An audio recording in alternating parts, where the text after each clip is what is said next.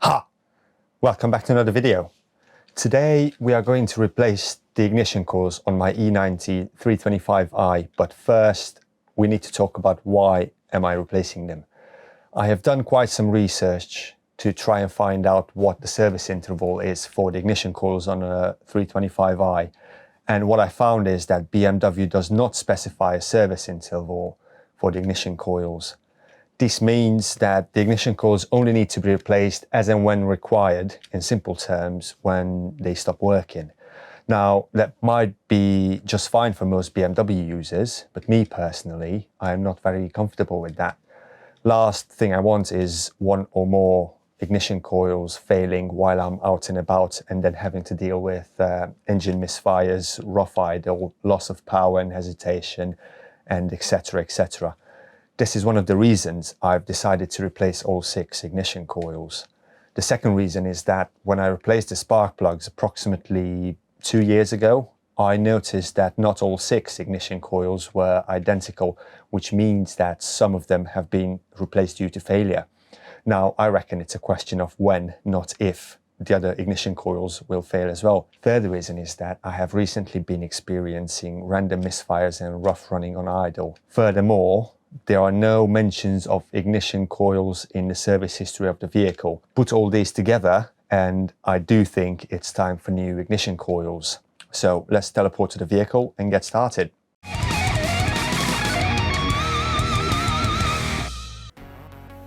There are a few things we need to remove in order to get to the ignition coils. First of all, the cabin filter housing needs to be removed, which is held in with 6 8mm hex head panel screws, 2 on the bottom side and 2 on each side on top.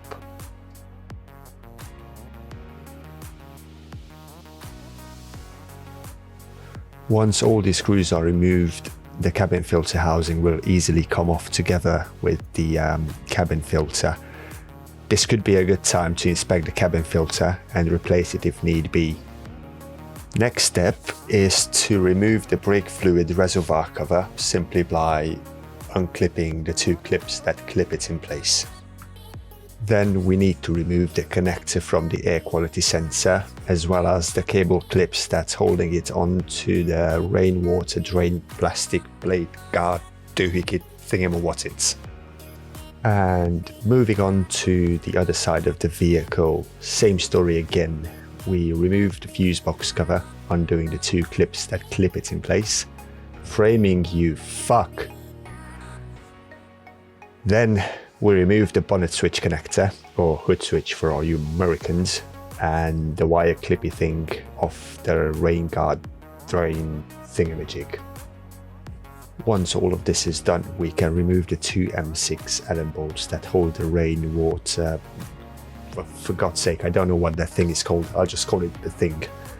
Anyway, that holds the thing onto the chassis, and then we can remove the 2 M6 Allen head bolts that hold the wiring loom bracket plastic holder thingy onto the, rain thing. With all the bolts out, we can now remove the wiring loom holder, only to find another wiring loom holder because, BMW. Luckily, that simply pulls out from under the thing. And finally, we can rip out the thing. Moving on to removing the other things. Geez, I do say thing a lot. I'll find a better word, I promise. The next item we need to remove is the sound deadening cover, which is held in with 5 T40 Torx screws. By gently lifting the wiring harness, the cover can be pulled out. And we finally got to the ignition coils. I'm removing the connectors from cylinder 1 and 2. The coil in cylinder 1 came on fairly easily.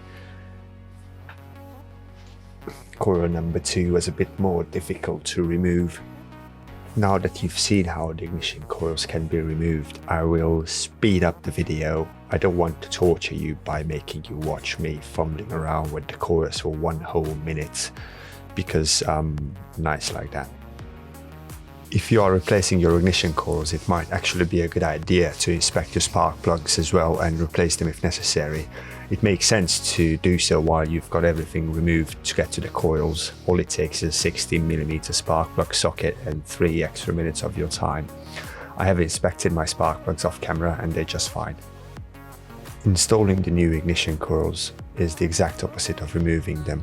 Insert the new coil in the hole over the spark plug, then attach the connector, and then with the face of your palm, apply moderate pressure so it goes onto the spark plug all the way, and ensure that a watertight seal is made against the valve cover, and then rinse and repeat for all 6 cylinders.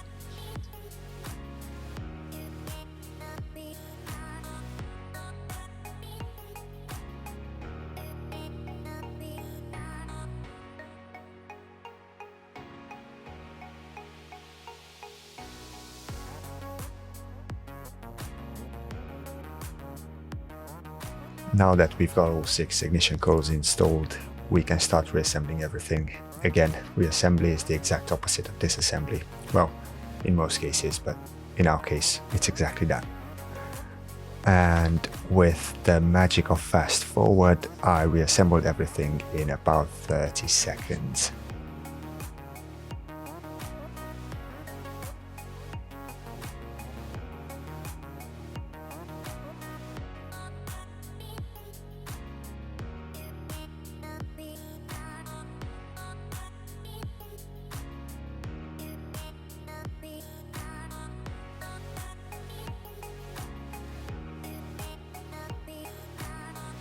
Having everything reassembled, it's time to start the car and see the results.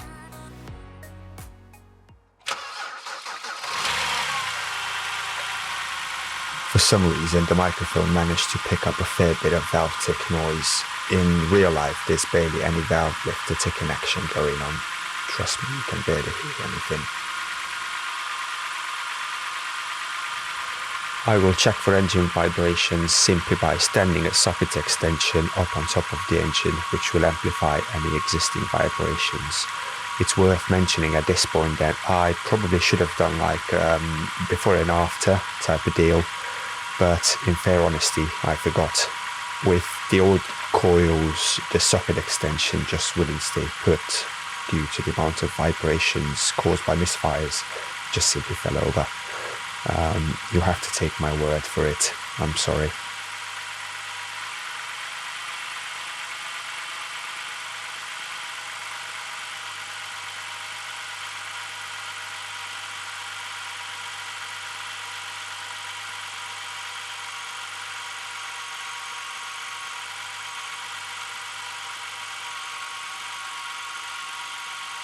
There we go. This video ended up being a bit long-winded, but regardless, I think this was one of, if not the easiest DIY jobs on a BMW. Let me know what you think in the comments below. If you found this video useful in any way, make sure you hit that like button. And if you enjoy this type of content and you want to support this channel, then the best way you can do that is to subscribe down below. Also, make sure you click the bell icon so you get notified whenever I post new content. Take care, and I'll see you in a bit. Now we're out.